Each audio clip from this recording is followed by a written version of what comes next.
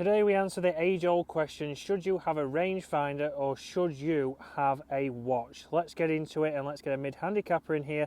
Which one's going to help you the best, or would you need something that does both? Right then Dave, so obviously you are in here testing these two out today. So what are you looking at there? I'm looking at as to what distance that bunker is. Okay. And what is it saying with the rangefinder? So we've got the Millisy rangefinder here. What is it saying? It's saying to the back of the bunker is 220, but because it's downhill, it's giving us a carry distance of 209. Okay, and what is the watch saying? The watch is just saying 220. So it's just saying 220. Distance is bob on. Yeah, so the distance-wise is perfect, but it's not obviously saying what it is to the front on there. So yes, you can zoom in a little bit and you can get to the front of the bunker, but it's not giving us the slope. So let's hit a shot then, Dave. So for you, obviously that's going to be your fairway wood. So yeah. Let's get your fairway wood out here now. Again, driver's still not in the bag because Dave's not in his driver well. We are determined this winter, not only for Dave, but for everybody who's watching and has watched Dave, we will find him a driver. Over how many years is it now, Chris, we've been trying to find a driver? Maybe 3 years, and, Dave. You know, there's not a manufacturer out there who's managed it. Oh, there might be this year, Dave. Right. Let's see obviously it can't be me, it's just the manufacturers. Well, obviously, Dave, obviously. So guys, obviously choosing out of a watch and a rangefinder, obviously price wise it's all about obviously seeing which one's the most affordable to you. So there's plenty of options on the range, but you need to think about what it's doing for you. Are you looking at certain numbers? Does a rangefinder give you things a little bit quicker, or does a watch give you it quicker? Or do you get more information for a watch, then you have to spend time getting with your rangefinder? That's the big thing, because you don't want to be a slow player. Nobody wants to be slow, but if you're trying to get more numbers with a rangefinder, it might actually take you a little bit longer. But comment below, guys, what do you use your rangefinder for? Is it just for getting flags? Is it for looking how far trees are off the tee, or bunkers, or hazards? And what do you use your watch for? Are you using your watch just for one thing, the middle of the green, or are you using it for different things? That's all what we're trying to get out of this today, guys, is to see what you do with yours and what would be the best for this man here. You see, the other thing that I think about sometimes, Chris, is because I use a rangefinder, and obviously not being the most accurate golfer in the world, I sometimes miss the odd fairway, shall we say, then I'm sometimes sort of behind trees, or I'm wrong side of a dogleg or whatever. So if you've got a watch or something similar to that, then that's going to tell you how far it is to the pin. But if you try and blast it with a laser, you just can't. Obviously there's trees in the way, so it don't work. Yeah, that is very true, Dave. And comment below, guys, how many of you made that decision on the same as Dave? If you're in the trees, a watch is more helpful.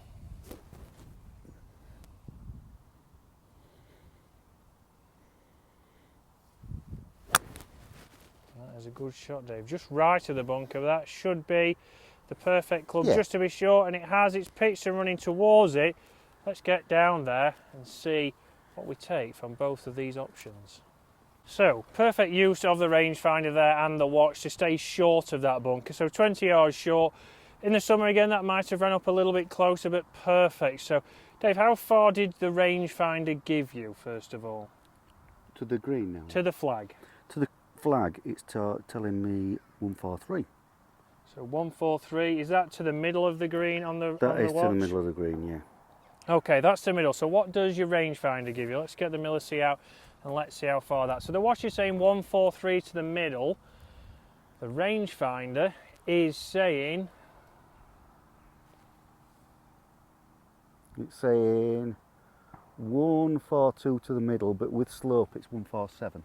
Okay, 147, so it is playing a little bit uphill. So again, the watch is giving us what to the front, and this is one thing obviously I like from the watches. Sometimes here you need to know what is you need to get to carry to the front. So to the front, Dave, what is that giving us? So it's giving us 131. Sorry for the flashing. 131 to the front, but it's giving us 156 to the back. Okay, so 131 to the front. We know it's playing that a little bit uphill, so we need a 140 shot to get up there. Whereas obviously with the rangefinder, yes, it's saying 147, and you could do that number, but then you still might be picking a club that goes 147 total, not 147 carry. And we want to focus on your carry. So we now know that we need a club that can carry over 140. So Dave, for you, what would that be? 7 iron. 7 iron. So 7 iron is the club. So this is where a watch to me, obviously it gives you that number to the front. Yes, on this one it's got a little bit of uphill, but it's certainly going to be beneficial on the next couple of holes here at Woolley Park, because that's a number that you do need to take into account, and it's something that you'd have to do extra with a rangefinder. And again, knowing the back number is always good as well, because how many people I see short, you might be better off playing the back number on every hole. You'll start to see how you'll hit more greens because you'll pick the right club. That is a great shot, Dave, forward a little bit. And that is just over the bunker on the left-hand side of the green. So pretty good there. Yeah, Let's get up bit there pulley, and have a look. Right club. Right club, using both of those, watch and... So is there sometimes a case for thinking, do you use both? And if you've got enough money. There is some rangefinders out there which do have a combination of GPS watch and a rangefinder, so it does obviously combine the two. Yes, it's a little bit more expensive, but how many people we see, and I bet you see, Dave, more than I do, who've got a watch and a rangefinder? That'll be me sometimes in the summer when because I use my Arcos system, so that works on my phone, but it works on my Apple Watch, and I also use the laser, so... Yeah, we're going to test this watch. I get on everybody's nerves then. We're going to test this watch actually against your Arcos system, see how accurate that is, because a lot of people use shock scope or they use Arcos, so again something that's using a little bit of GPS for you. How accurate are they, and what do you need to go for? So up at the green we can see that it has just missed the bunker there. Again, pitch mark is just there, so it's pitched there, obviously ran up the slope and back down, so not a perfect strike from Dave, but it's pitched well over that front edge and left him this putt. So combination of both, getting him pin high on the first hole here and having a chance. Right, so Dave's left himself a good 30-foot putt here, so should have a little bit of left to right. Let's see what he does here. Obviously we're not using the rangefinder or watch to help him here, although there are some watches now out that do have slopes on the greens, so comment below if you've got one of those. How is it working for you? That is a great effort from Dave. Birdie. And the magic of the rangefinder and watch duo. It's got him 1 under par through one, and with his shot it'd actually be 2 under par. 4-pointer. Hole number 4 here at Woolley, you will see on the flyover there, is a par 4, 306 yards, stroke index 6. And Dave's obviously used his rangefinder here. We're going to look on this hole, and we can see there's a marker in the middle of the hole. We can see there's 2 bunkers to the left, which are highlighted on the watch. Obviously this is a dog leg, and it's all about getting what the corner is, and it's very hard for Dave with the rangefinder to get that last point of the corner because there's multiple trees. How far is it saying with a rangefinder the corner is, Dave? Well, I don't know, because I've just gone for that post, Chris, because that seems kind of sensible. That's going to be on the edge, yeah. On the edge, so that's 214 to there. Perfect. And on the watch it's saying the edge of the trees is? 200.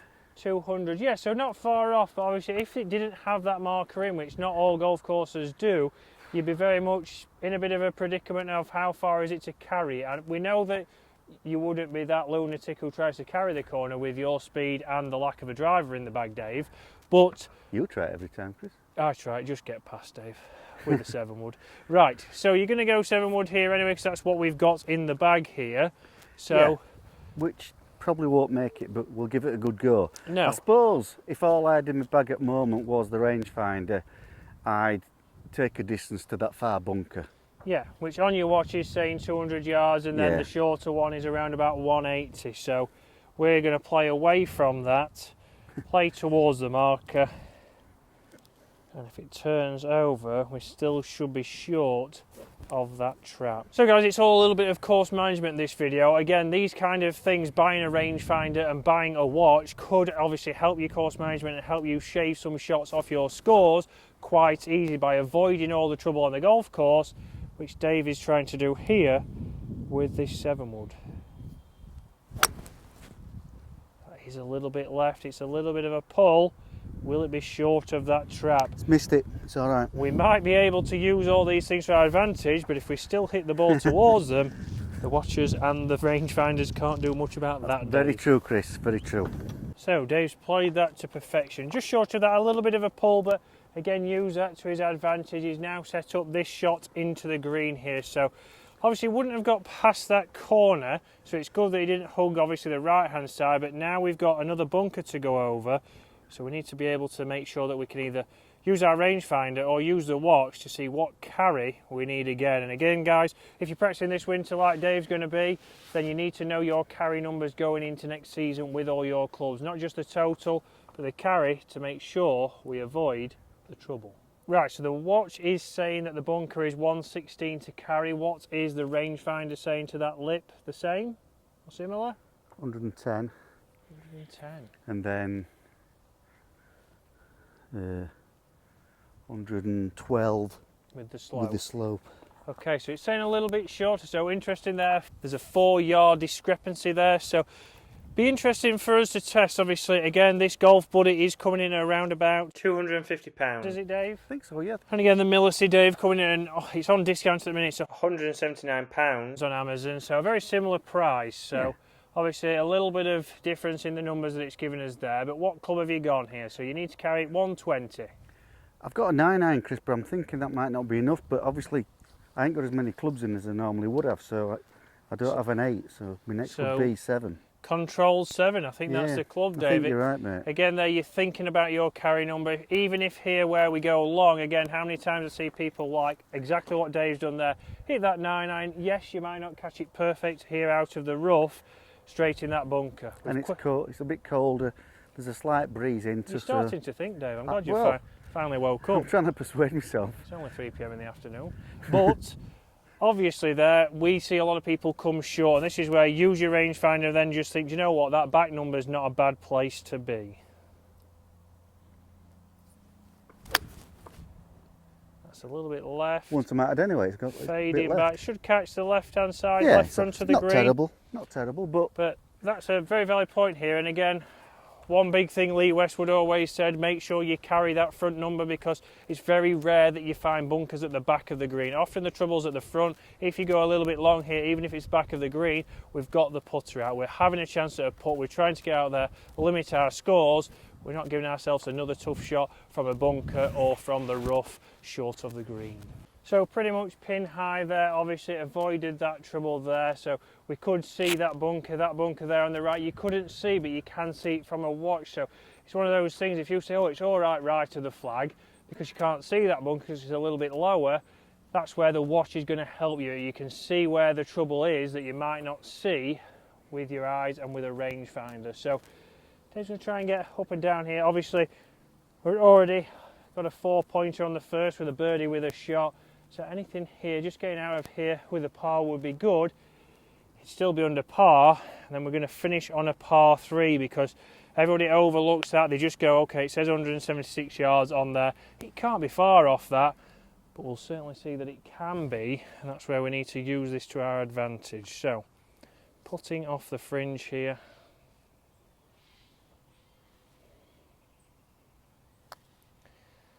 Pretty good putt. Didn't turn as much as you thought, Dave. I was expecting quite a bit of turn there. I certainly thought it would turn, but let's see this one in, because again, you do get a shot on here, so it would be a 4 for 3. 2 birdies in a row. Well, eagle and a birdie net. Yeah. Come on, real birdie / eagle. Don't take too much away from it, Chris. It's bad enough as it is. I do apologise, Dave. Right, this is it. Dave's in. That is a walk of a man with authority there.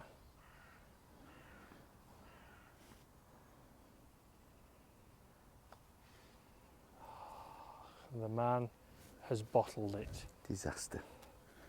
Dave, how could you? You can't be blaming the greens. They're absolutely fantastic here at Woolley Park. There's only one thing to blame there, Chris.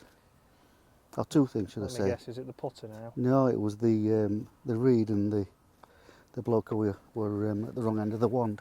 Correct. Let's go to the par 3. Right, Dave, par 3 we've moved over to off a mat, so the 9th hole here. 126 yards it says here on the sign, but what is the watch telling us? Watch is telling us 129. To the middle. Front? 118. Okay. Back 143. Right, and what is the rangefinder telling us? Because this is a little bit uphill, Be interesting here to see how far uphill it is. So, rangefinder saying that it's 117 in a straight line, however 123 taking into account the slope. With the slope, okay, so yeah, so 117, so it's just on the front, which is interesting. There again, discrepancies. The watch was saying it was 118 to the front, but the actual rangefinder picked up 117. That to me would be saying it's actually on the fringe, not on the green. So that's where you have to match them up and start to see. But here I would be trusting obviously a middle of the green number and taking into a little bit of slope. I'll be playing around about 130 shot, Dave. And what have you got? Well, you tell me, what would I have, Chris? You would have your 7-iron. And that is what you have. So 7-iron here, straight at it. So this is where for me, guys, you're probably thinking, well, okay, they're a little bit out, both of them, which one would I trust? And this is where you might obviously go for one, and go for one that does have slope and have your GPS on it at the same time. So you've got the best of both worlds and you're not second guessing yourself. That hurt. So pin high, Dave, just a little bit left, but it's on the edge of the green. You hurt your hand, Dave. Yeah, because I ate it a bit too thin, Chris. That's what you get for being thin, but that's obviously not the rangefinder's fault. Well, you know, it's better thin than fat, some people say. Well, very true. Just like clubs, guys, as well, obviously rangefinders do have a big spectrum in price. Obviously you can get them up into the £400–500 worth range now, and you can also get them at £80. There's a lot of ones you can pick up off your websites like Amazon, like Temu, if you watch Gary Martin Golf, ones where you can pick them up for cheap. Obviously, are they doing as good a job? Are they giving you the right number? That would be something certainly for you to obviously look out for reviews. We'll try and get something a little bit cheaper and test. Again, stand there, hit some shots to a number with a cheap rangefinder with a more expensive one and see which one gives us the best. But after all, you still have to play the shots, you still have to get the strike. Even if you've got the number, if you're not hitting the middle of the club face like Dave just there, it doesn't matter what number you've been given. But we want some kind of consistency, but you need to get to a range and start to know your carry distances. Tell you what, Chris, even though that was such a bad shot, it's not done bad for me. I'm still putting. Yeah, you're still putting just on the fringe, only just off the green, and again, pin high, because this green is on an angle. Again, if you did push that right, maybe it wouldn't have carried the bunker, but that's down to strike. That's obviously not down to the distance that we was given. So Dave's going to put that now. So obviously we don't want to repeat of the last hole, Dave. Although you're still 2 under par, because that was a bogey net par. I need to get down in 2 to retain that, don't I? And the eagle seems like it was such a long time ago, Dave. It does feel like it. I mean, must be a long time. You're out of breath and we've only come up a little hill. You're carrying a camera, I'm carrying a full bag. It's not a full bag, Dave, because what did you forget earlier? All sorts of things, including me rangefinder, putter, everything. If anyone goes on a golf trip with Dave, don't rely on him to remember everything for the first tee. Anything, never mind everything. Especially if he's had a couple of Madries. That's a good putt. You've left yourself another tester, Dave. You're trying to push the limits to not finish under par. So guys, obviously here we have got 2 options. If you're depending on your budget, I would just commit to one or the other. If you prefer a watch or if you prefer a rangefinder, go with one of them. Don't get both options because you'll start to second guess yourself. I know for me, I would favour towards a watch because when I'm using a rangefinder, I don't know why, but it starts to shake. I'm always getting, well, I'm never getting the flag. I'm always getting something. What were you saying about too much beer? I'm always getting something maybe behind the flag and not always locking on. So a watch for me is my preferred. But guys, if you have got the budget to get something that's got both, a combination will really help you with that course management. Really help you shave some shots off your scores. But now down to Dave, who was trying to quickly putt there before we could get the camera on him. After his last putt. Would I do that, Chris? Yes, Dave, you certainly would.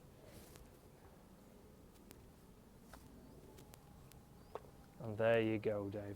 A great finish, 2 under par. Do you remember once that I actually held out of that bunker? This is the only reason Dave wanted to play a par 3, because he did once hole a shot from here. And again, I won't have the footage, but I'm sure Dave will now send it me. Send you it, Chris. And that'll be on there, guys. But thank you very much for watching. Hopefully you enjoyed that. Comment below what else you want to see me or Dave test out this winter. We are going to be on the driver hunt for Dave going into next season. But what else do we want to see him test? And we'll see you then.